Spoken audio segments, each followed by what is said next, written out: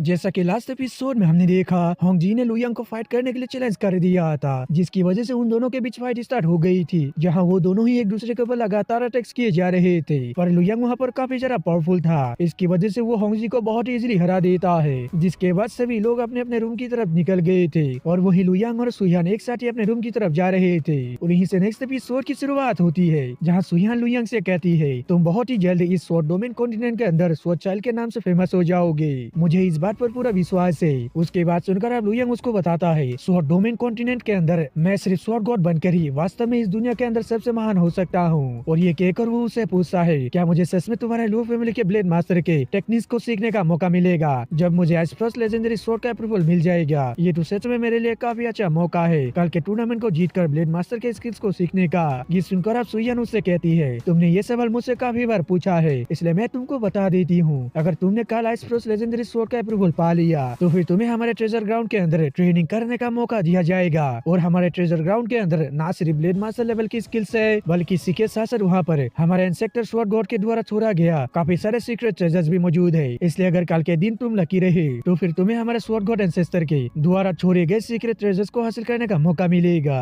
और उसकी ये बात सुनकर लुयांग भी काफी ज्यादा खुश हो जाता है, इसलिए वो कहता है कि कल के दिन मैं अपना बेस्ट दूंगा, देखते हैं कि कल मैं जीत पाता हूँ या फिर नहीं। ये सुनकर अब सुयान भी उसको ओके कह देती है और कहती है कि आज रात तुम अच्छे से आराम कर लो, हम कल के दिन मिलेंगे। इसके बाद सीन चेंज होता है और हमें दूसरे दिन का सीन दिखाया जाता है, जो कि असल में टूर्नामेंट का दिन होता है, जहाँ सभी पार्टिसिपेंट्स एक टावर के पास आए होते हैं और वहाँ पर लुयांग और सुयान भी एक साथ होते हैं, जहाँ सुयान उसको बताती है कि ये हमारे फैमिली का टूर्नामेंट ग्राउंड है जिसको लेजेंडरी टावर कहा जाता है। और ये कहकर वो उसको बताती है कि हम सभी पार्टिसिपेंट्स को थोड़ी देर बाद इस लेजेंडरी टावर के अंदर भेजा जाएगा, जहाँ तुम सिर्फ पहले फ्लोर के टेस्ट को कंप्लीट करने के बाद ही नेक्स्ट लेवल पर जा सकोगे। और तुम जितनी जल्दी लेवल्स को कंप्लीट करते करते आगे बढ़ोगे, तुम्हारा रैंकिंग भी उतना ही ज्यादा हाई रहेगा। और जब तुम सभी लेवल्स को कंप्लीट करने के बाद इस टावर के 90 फ्लोर पर पहुंच जाओगे, तो तब तुम लेजेंडरी आइस फोर्स स्वॉर्ड का सामना कर पाओगे। और जब तुमने उस स्वॉर्ड का अप्रूवल पा लिया तो फिर तुम इस टूर्नामेंट का विनर बन जाओगे। और उसकी ये सब बातें सुनकर लुयांग भी हाँ कह देता है, जिसके बाद हम सभी फैमिलीज के हेड्स को देखते हैं, जो कि उसी टूर्नामेंट को एक जगह पर खड़े होते हुए देख रहे थे,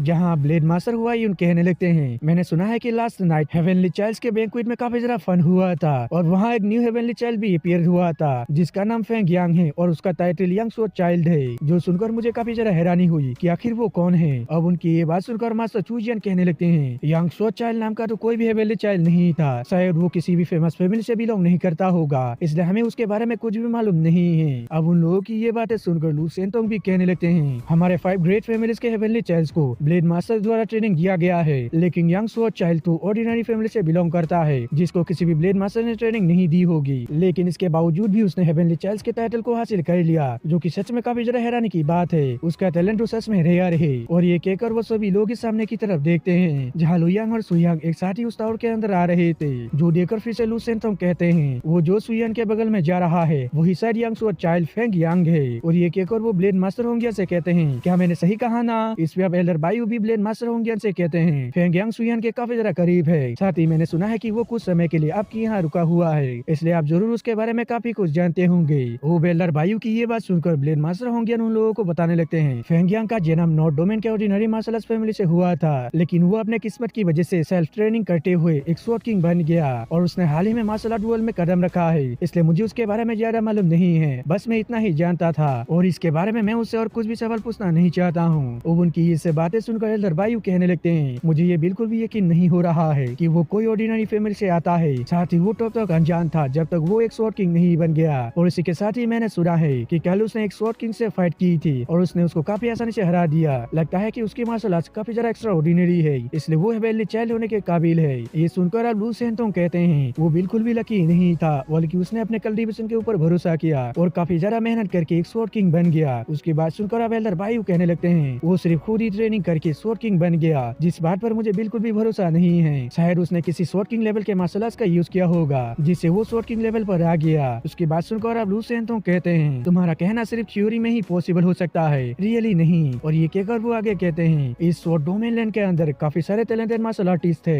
लेकिन उनके ही बीच में कोई ऐसा निकल जाता है जो कि बहुत ही ज्यादा टैलेंटेड होता है, जो कि खुद से ही कल्टीवेशन करते हुए स्वॉर्ड गॉड रियलम तक भी पहुंच जाते हैं। इसलिए ये बिल्कुल भी इम्पॉसिबल नहीं है कि फेंग यांग स्वॉर्ड किंग रियलम पर खुद ही कल्टीवेशन करके पहुंच गया। वो उनकी ये बात सुनकर एल्डर बायू फिर से कहते हैं, मुझे अभी भी भरोसा नहीं हो रहा है कि वो खुद के दम पर ही एक स्वॉर्ड किंग बन गया। उसको कोई तो ब्लेड मास्टर गाइड कर रहा है। उसकी बात सुनकर अब बाकी सभी लोग भी हामी भरने लगते हैं। फिर ब्लेड मास्टर चूजियान कहने लगते हैं, अगर सच में उसको कोई ब्लेड मास्टर गाइड कर रहा है तो फिर आखिर वो कौन हो सकता है? कहीं ऐसा तो नहीं वो हमारे 5 ग्रेट फैमिलीज का ही कोई ब्लेड मास्टर हो? इस पे अब एल्डर बायू कहने लगते हैं, क्या हो अगर फेंगिया को गाइड करने वाला फिंडेलेंस का ही ब्लेड मास्टर हो? इस पे अब ब्लेड मास्टर हुआइन कहते हैं, फिंडेलेंस का एक ब्लेड मास्टर फेंगिया को गाइड करे, ऐसा तो बिल्कुल भी पॉसिबल नहीं हो सकता है। ये सुनकर अब ब्लेड मास्टर होंगियन भी कहते हैं, फेंगियांग ने सुयान को फिंडेलेंस के लोगों से एक बार बचाया था, साथ ही वो लीजी हुए के हाथों से जान से भी मारे जाने वाला था, इसलिए वो डेफिनेटली फिंडेलेंस का मेंबर नहीं हो सकता है। अब उन सब की ये सब बातें सुनकर एल्डर बायू कहने लगते हैं, ये उन फिंडेलेंस की एक चाल हो सकती है, इसलिए हमें फेंगियांग से पूछताछ करनी चाहिए। ये सुनकर लू सेंदोंग कहते हैं, हम बिना किसी सबूत के सिर्फ एक शक की वजह से उसके साथ पूछताछ नहीं कर सकते हैं, इसलिए बस अभी हमें उसके ऊपर नजर रखनी चाहिए। इस पर बाकी सभी लोग भी हाँ कह देते हैं, जिसके बाद वो सभी लोग टूर्नामेंट को देखने लगते हैं। वही दूसरी तरफ सभी पार्टिसिपेंट्स को एक एल्डर बताने लगते हैं, शॉर्ट टेस्ट टूर्नामेंट इस लेजेंडरी टावर के अंदर आयोजित किया गया है। साथ ही इस लेजेंडरी टावर के अंदर तुम लोग जितनी तेजी से सभी लेवल्स को कंप्लीट करते जाओगे, तुम्हारा स्कोर भी उतना ही तेजी से बढ़ता जाएगा। लास्ट में जो भी बंदा टॉप 10 के अंदर आ जाएगा, उन सभी को स्वॉर्ड माउंटेन के अंदर स्वॉर्ड स्किल सीखने दिया जाएगा, और जो भी बंदा इस टूर्नामेंट को जीत जाएगा उसको हमारे लो फैमिली के ट्रेजर ग्राउंड के अंदर जाने का मौका दिया जाएगा। और अब ये सब कुछ बताने के बाद वो एल्डर उन सभी पार्टिसिपेंट्स को लेजेंडरी टावर के अंदर जाने को कह देते हैं, जिसमें वो सभी पार्टिसिपेंट्स भी एक एक करके जाने लगते हैं। जिसके बाद हम लुयांग को देखते हैं, जो कि लेजेंडरी टावर के फर्स्ट फ्लोर में आ चुका था, और वो वहाँ पर उस फ्लोर को काफी अच्छे से देखने लगता है, जिसे देखकर होने के बाद वो आगे की तरफ बढ़ जाता है। जिसके बाद वो दूसरे फ्लोर के गेट के पास पहुँच जाता है, जहाँ पहुँचने के बाद वो अपने स्वॉर्ड का यूज करते हुए उस गेट को ब्रेक कर देता है। जिसके बाद वो दूसरे फ्लोर के अंदर आ जाता है, जहाँ उसके आते ही वहाँ पर एक टोकन उड़ने लगती है, जो देखकर लुयांग उसको पकड़ने की कोशिश करता है, लेकिन वो टोकन भी काफी जरा फास्ट होकर मूव करते हुए भागने लगती है। मगर आखिरकार लुयांग ने भी उसको किसी तरह से पकड़ ही लिया था, जिसकी वजह से अब वो तीसरे फ्लोर के अंदर टेलीपोर्ट हो जाता है। लेकिन उसके वहाँ पहुँचते ही अचानक से फोर्थ फ्लोर के गेट का सील हट जाता है, जो देखकर अब वो भी आगे की तरफ जाने लगता है। मगर तभी उस पे कई सारे सोच से हमला हो जाता है, लेकिन उसने भी काफी तेजी से मूव करते हुए उन सभी सोच को डॉज कर लिया था, और ऐसे ही कई सारे हमलों को डॉज करते हुए लुयांग फोर्थ फ्लोर के अंदर आ जाता है, जहाँ वो फिफ्थ फ्लोर के गेट के पास जाकर उसको अपने स्वॉर्ड की मदद से ब्रेक करने की कोशिश करता है, मगर वो इसमें नाकामयाब हो जाता है। जो देखकर अब वो 9 स्वॉर्ड ऑफ स्टार्स टेक्निक को यूज करने का डिसाइड करता है, जिसका यूज करते हुए वो बहुत ही आसानी से उस गेट को क्रॉस कर लेता है। जिसके बाद वो फिफ्थ फ्लोर के अंदर आ जाता है, और वहाँ पर भी एक टोकन मौजूद होता है, जो कि अब लुयांग को देखकर काफी तेजी से भागने लगता है। ये देखकर अब लुयांग भी उसको पकड़ने के लिए उसका पीछा करने लगता है, और थोड़ी देर मेहनत करने के बाद वो उसको आखिरकार पकड़ ही लेता है, जिसके पकड़ते ही वो 6th फ्लोर के अंदर टेलीपोर्ट हो जाता है, जहाँ हम देखते हैं काफी सारे सोच उसके ही आने का वेट कर रही थी उस पर हमला करने के लिए। और दोस्तों इसी कमाल के सीन के साथ हमारा एपिसोड खत्म हो जाता है। दोस्तों अगर आप सभी को वीडियो अच्छा लगे तो लाइक कर दें, और अगर आप चैनल पे नए हैं तो सब्सक्राइब करते जाना। तो मिलते हैं किसी और वीडियो में, जब तक के लिए बाय।